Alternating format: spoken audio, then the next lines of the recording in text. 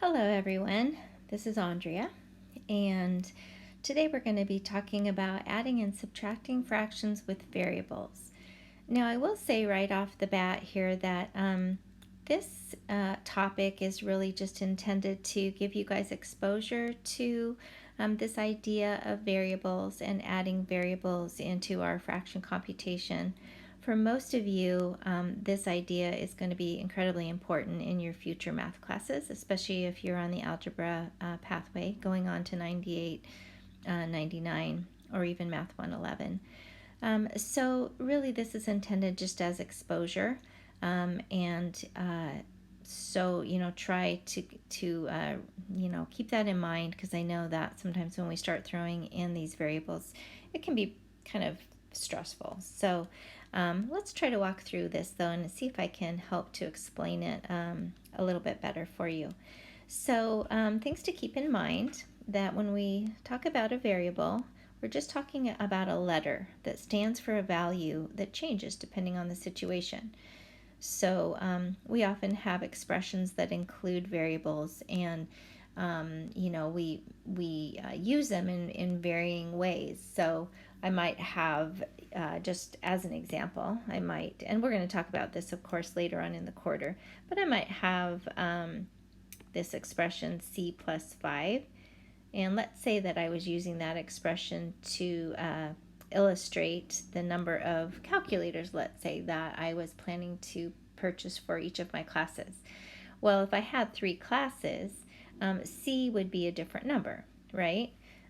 So, for example, if I had a class of 25, I would stick a 25 in there, and it would tell me that I needed to purchase 30 calculators, right? If my number, though, that I stuck in, maybe I had a class of 20, right? We can see that I would only need 25, and so forth. So that's what I mean by the fact that the variable changes depending on the situation. When we're trying to, we know with addition and subtraction of fractions, right, we know that we need to find common denominators. So when we're looking for that least common multiple or least common denominator, when we have variables, we focus on the exponents of those variables to tell us how many we have in the expression.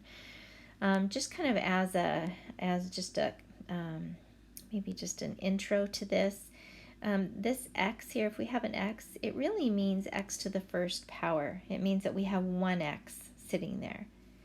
If we happen to have an x squared, it really means we have an x times an x, and we could show that just by showing that each one of these then has an exponent of 1. Okay, and later on in Unit 11, we're going to be talking about a rule called the product rule, where if we have the same basis, meaning x's, and we multiply those same bases together, we actually add these exponents. So that's where this x squared would have come from. Okay, so we can look over here at x cubed. We can see that all of these have a 1 as an exponent, and of course if we added those together, we would come back here to the x cubed. Okay, down here we can see that an xy is just made up of 1x and 1y multiplied together. X squared y cubed, or x to the second y to the third, means 2 x's multiplied together and 3 y's, and they're all multiplied together with each other. They're sitting next to each other, and this is the same as them being multiplied together. Okay, so that's just a little introduction there to some exponents, and we will be talking in a lot more detail in Unit 11 about exponents. Okay, a couple other things to keep in mind: that when we include the variables, we still follow the same rules for adding and subtraction, right? We find the LCD, we rename the fractions using the common multiplier so that all of the denominators are the same, and we simply add or subtract the numerators, and we keep the denominators the same. So it's the same rules that we're following, even though we have variables in there. Okay, so when you guys start on your worksheet 3A, at the beginning of that, you're going to have a page and a half, 2 pages on least common multiple practice. right? Because when we're finding a least common denominator, what we're doing is really looking for that least common multiple. So I encourage you to get that filled out, or do as many of those that you need on that sheet as possible till you feel comfortable with finding the least common multiple of 2 or 3 different expressions or terms. Okay, so this first example that I have here is just with numbers. We've got a 12 and we've got a 40. And in this example, we're actually just using prime factorization. So we could look over here. We see at the right the prime factorization of 12 comes out to be 2 squared times 3. Prime factorization of 40 is 2 cubed times 5. Let's remind ourselves how we get that. Here's prime factorization. Remember, we do factor trees, and we're always looking for prime numbers at the end of those trees, tree limbs or branches. And you can choose any factor pairs that would have multiplied together to make 12. You could have used 3 times 4. That would be fine. In the end, you're going to come up with the same exact prime numbers at the end. I circle my prime numbers just so they can kind of pop out at me. And you can see here, if we take a look, we've got 2 2's and we have a 3. And over here, we have 2 2's, but we write it in exponential form, so 2 squared times 3. So let's do the same for 40. All right, let's just stick with this idea of 2's. We can say 2 times 20 and 2 times 10. And 2 times 5, and both of those happen to be prime numbers as well. So we've got 3 2's, and let's go over here. We can see we have 2 cubed, right? And then we have times 5. So that's where we get this prime factorization of 12 and 40. Now, to expand that, if we are looking for the least common multiple, what we really need to do, this is actually a teeny bit harder concept, but what we're really doing here is we are looking for all of the different types of factors that are sitting there. We have to actually pull one of each type of factor. Okay, so let me actually write that down. So some rules are, we have to have all types. We have to include all types of factors that are sitting there. And if the factors are the same, then what we need to do is we choose the most of them, or the highest exponent. So most, or the one with the highest exponent. We don't actually put them all together and just include everything. We have to make some choices. So for example, here we have a 2 as a factor, and we have a 2 as a factor. Well, this one, for the number 12, we only have 2 2's, but for 40, we have 3 2's. So what we're going to do is we're going to take that one, and we're going to just cross the other one off. We're not going to use it. And you can see when we're finding this least common multiple down here, we are choosing the 2 cubed, because it is the most, or the highest exponent of that type of factor. All right, so all types, and then choose the highest. Now, we have a 3, so I have to include it. Here's my 3, and we have a 5, so I have to include that. And when you multiply all those together, 2 cubed is just 2 times 2 times 2, so 8 times 3 times 5. And that's going to give us 120. So our least common multiple of 12 and 40 is 120.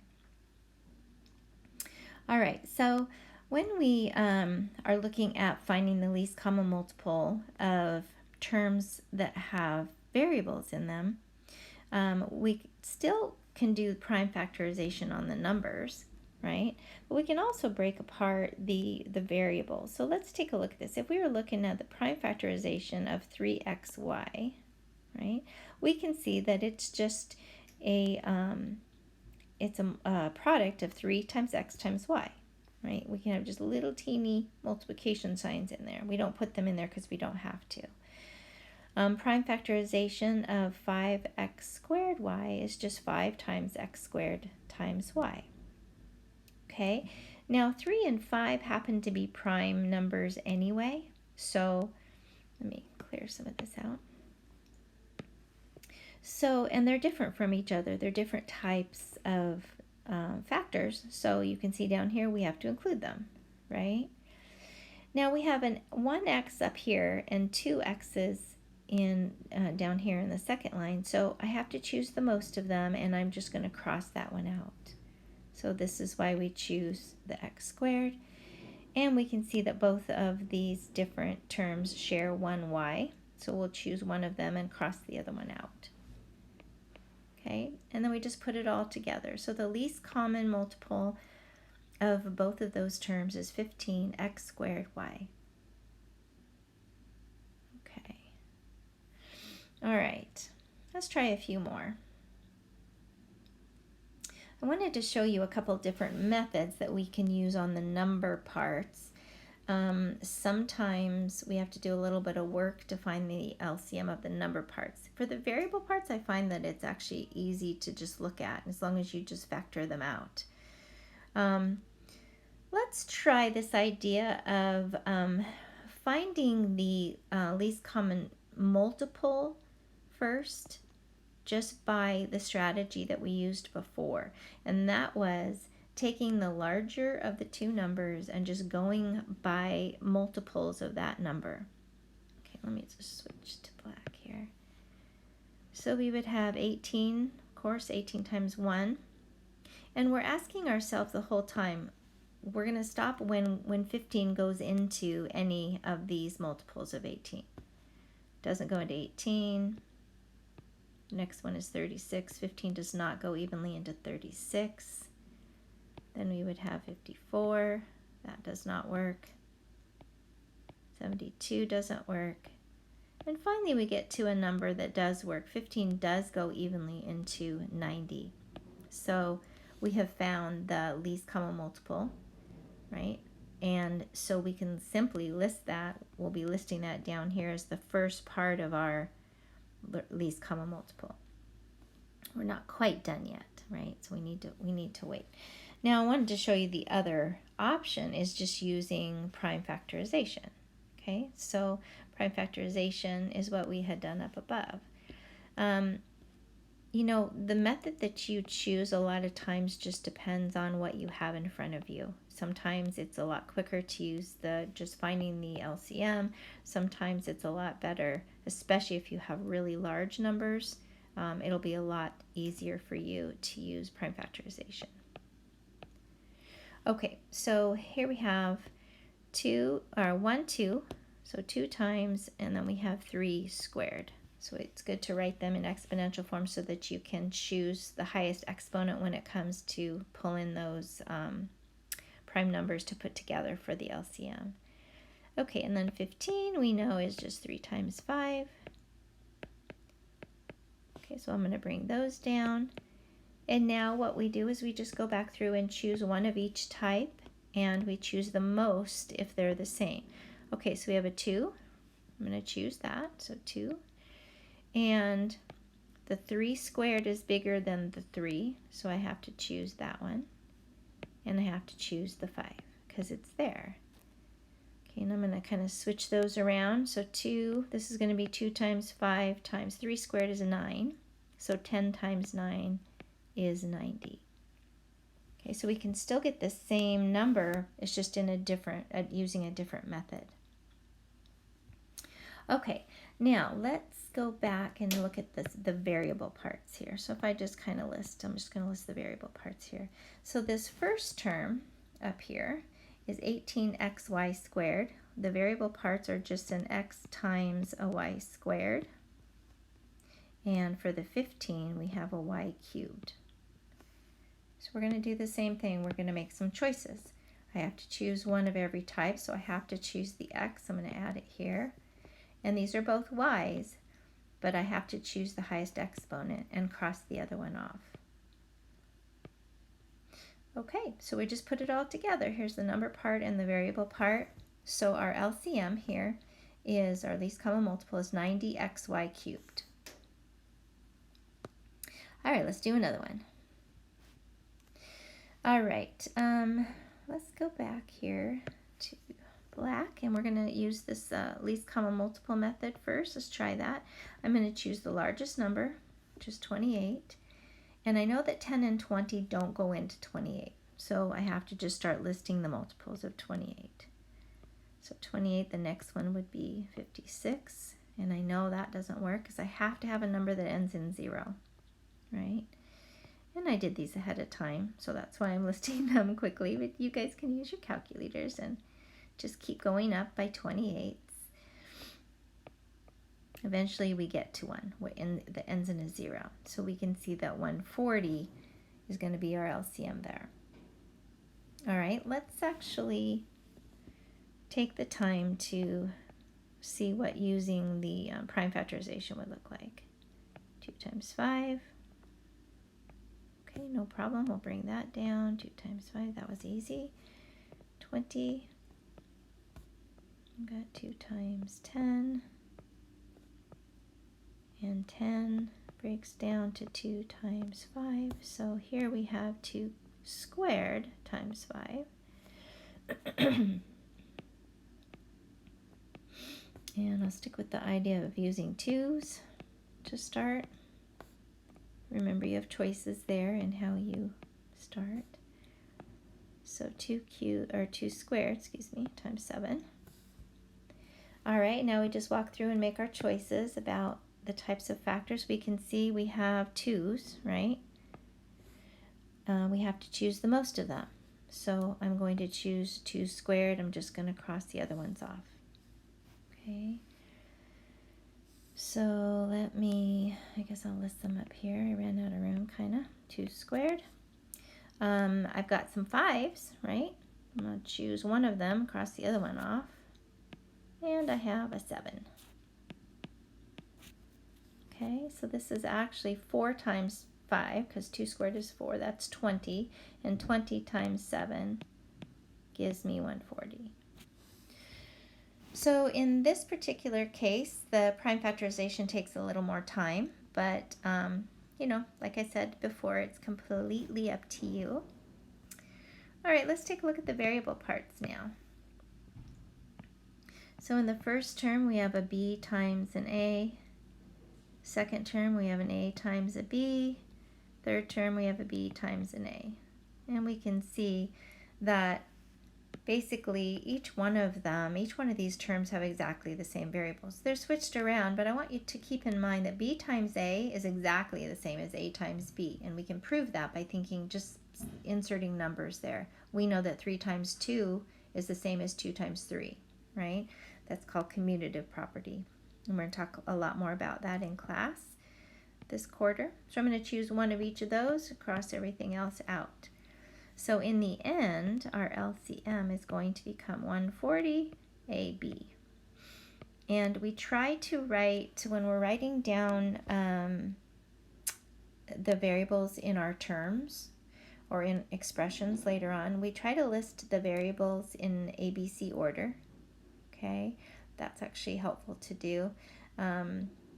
In Math 98, you start to kind of include the highest variable first, highest exponent first, but for now we just kind of start by thinking about listing them in ABC order.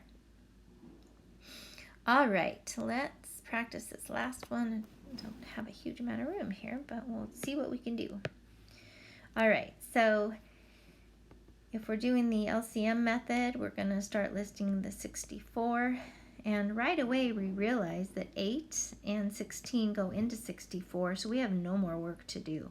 So obviously this method was way easier than going through this method here, which I'm going to quickly go through just so that we can kind of see. So you can see here for the 8, I've got 2 cubed, right?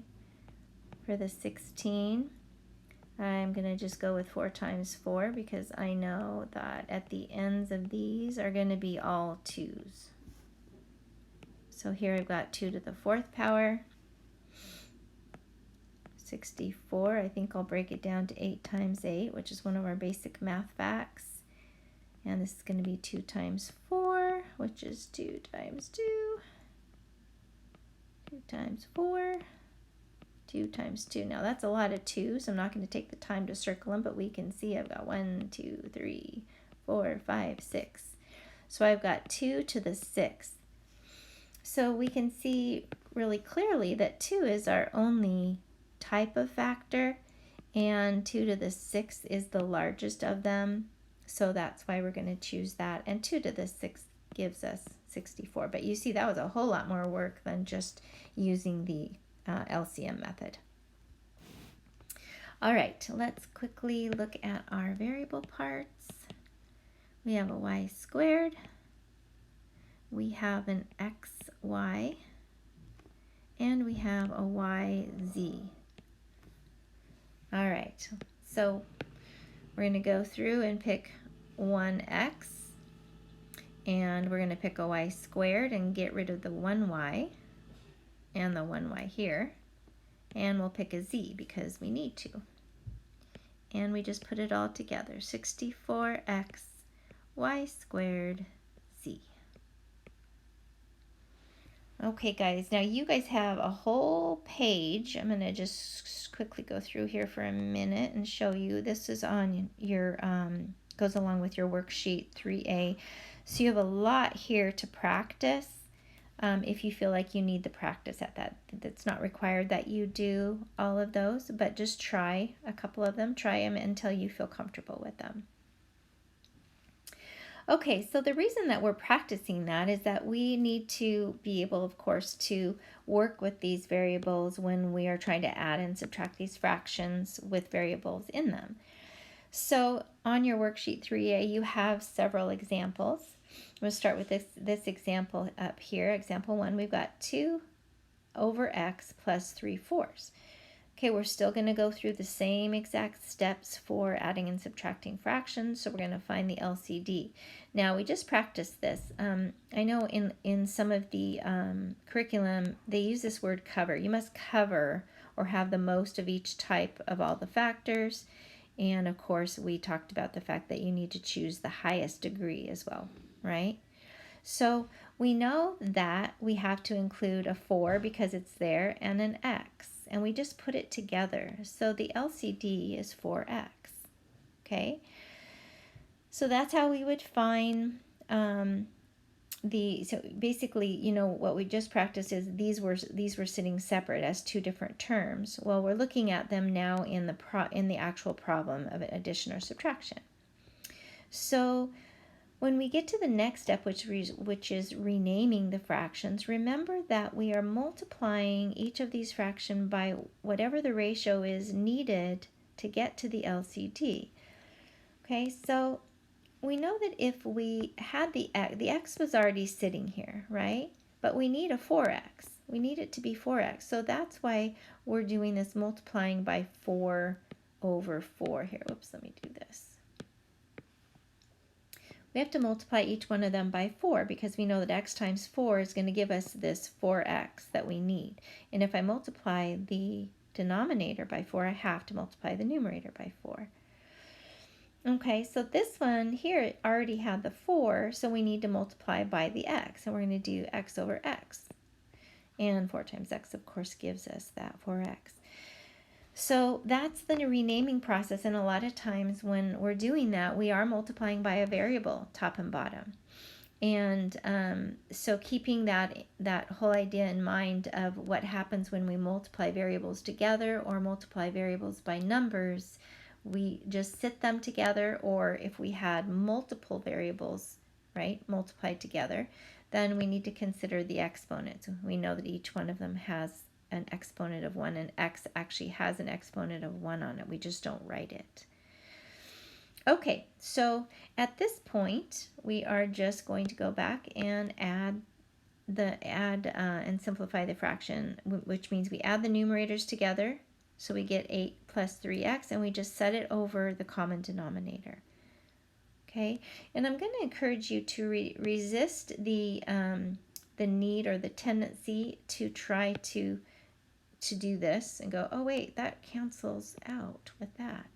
It doesn't. Actually, if you do that, you're going to go back up to this step and back up to this step. What you're doing is you're unraveling what you just did. We have to keep in mind, actually, the biggest thing I want you to remember is that this 4x here is dividing the 8 and the 3x, right? We can see it right here. It's dividing both of those, not just one of those. So we cannot go in there and start canceling anything out. We just leave it as it is, as a finished answer. Okay, example 2.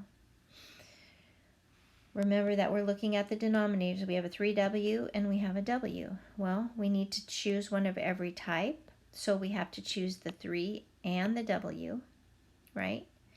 And so our LCD is 3w. And now we just see what we're missing. We look to see what we're missing in each one of these fractions. The first fraction already has a 3w in the denominator, so we don't need to do anything. The second fraction is missing the 3. So we multiply top and bottom by that number. And that's going to give us 5 minus 6 in our numerator, and we set it over the 3w. That's going to give us a -1, and that's okay. So we would leave either -1 or over 3w, or oftentimes it's a little more, I guess, a little more algebraic to just pull that negative sign in front of the fraction. We know that -1 over 2 is the same as a -1/2, right? So we're just pulling it out front.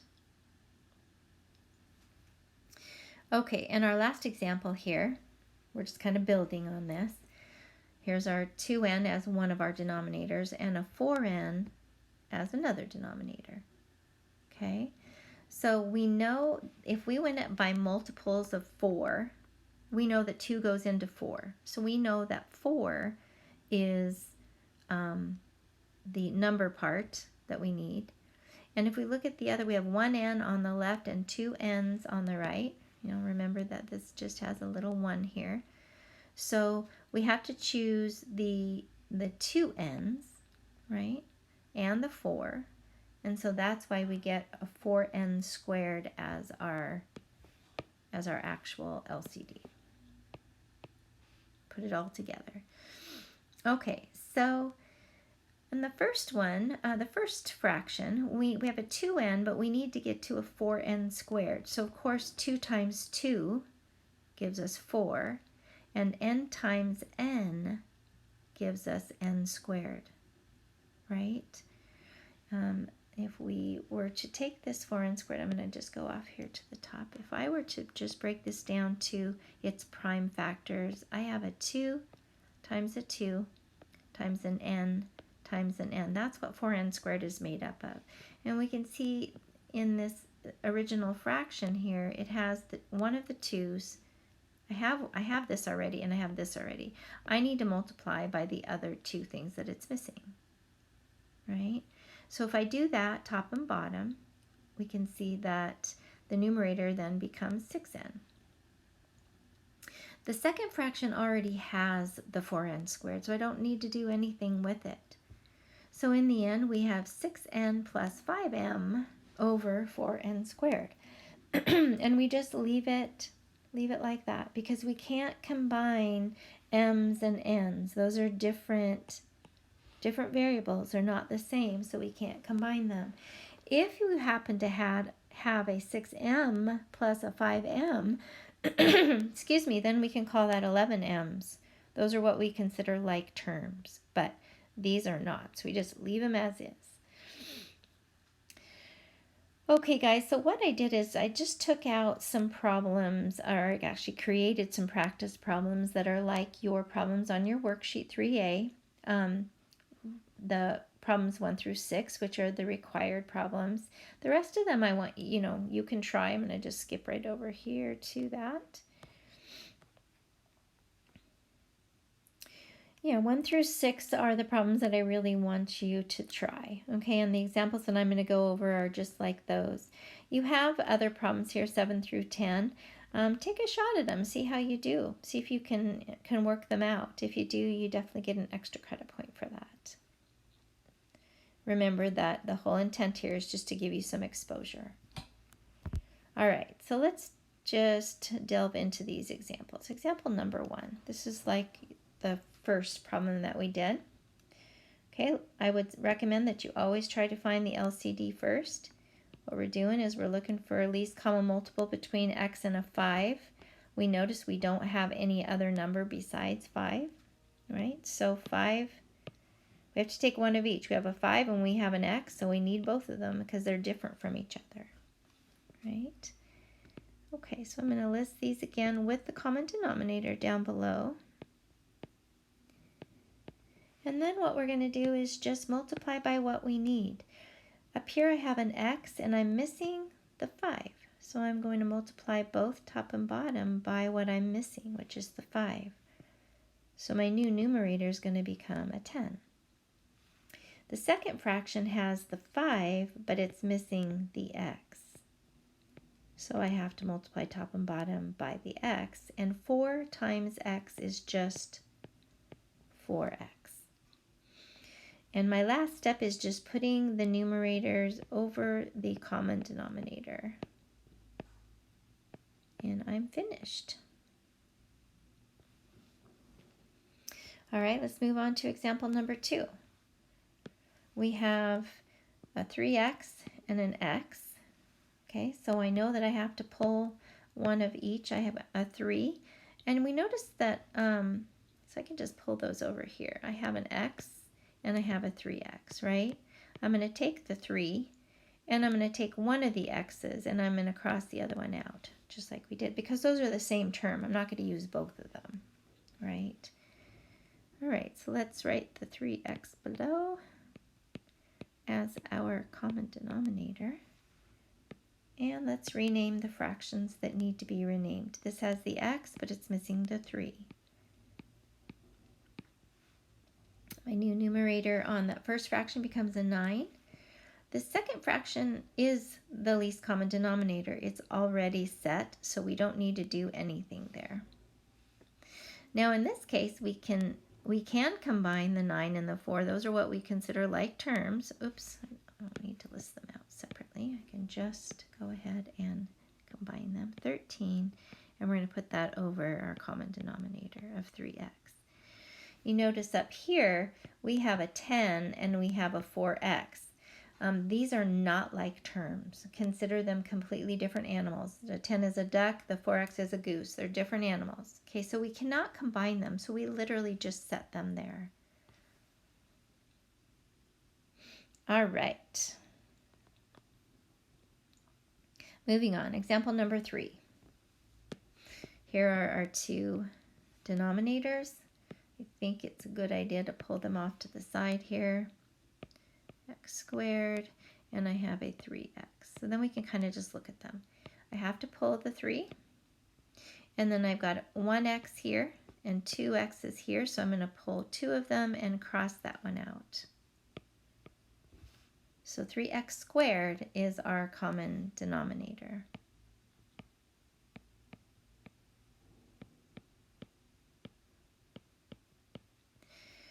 All right, it's time to rename our fractions. This first fraction has the x squared. It has this part, but it's missing the 3.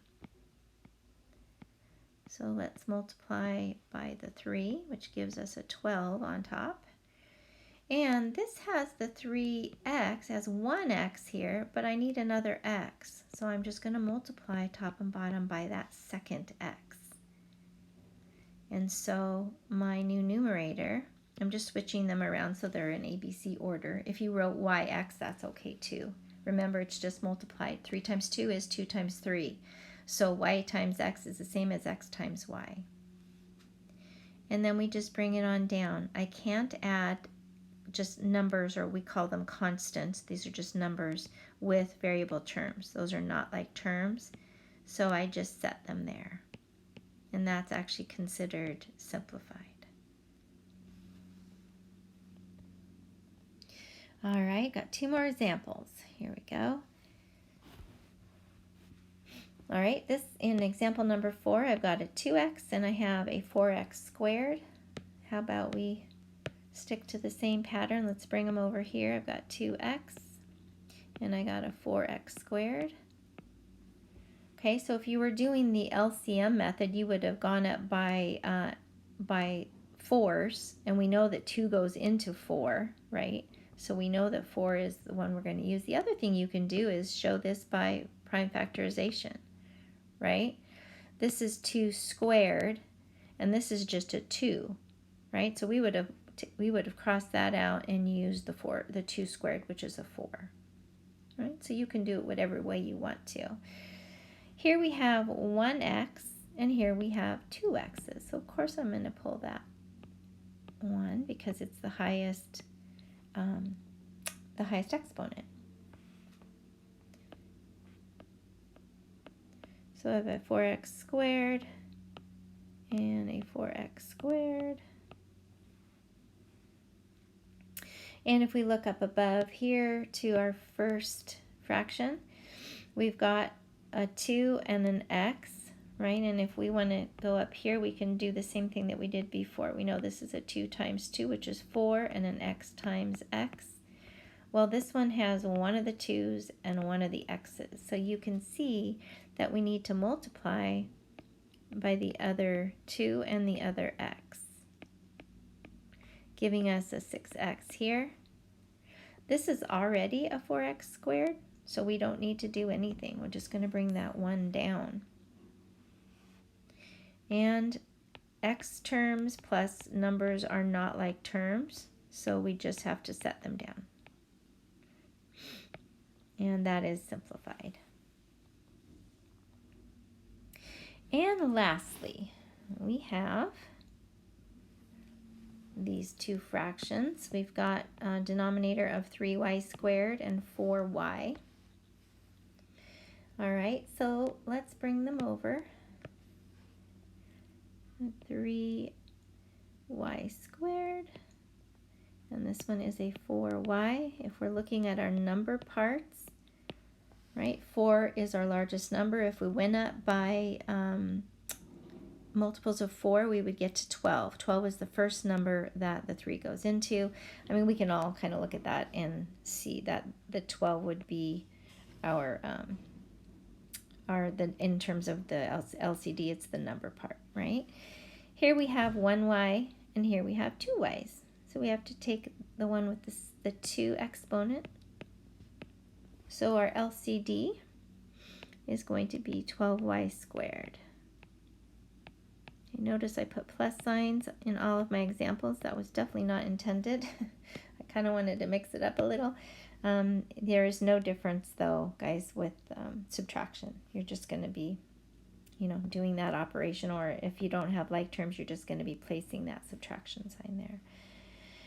All right, so we can see here that if we multiply 3 times 4, it's going to give us our 12, and we already have the y squared here, so we don't need to multiply by any y's, just by 4. So this is going to give us an 8 for our numerator. And this is missing a couple things. We can see it's missing the 3. That's going to give us our 12, but it only has 1 y, and we need 2 y's, so we're going to add a y to that.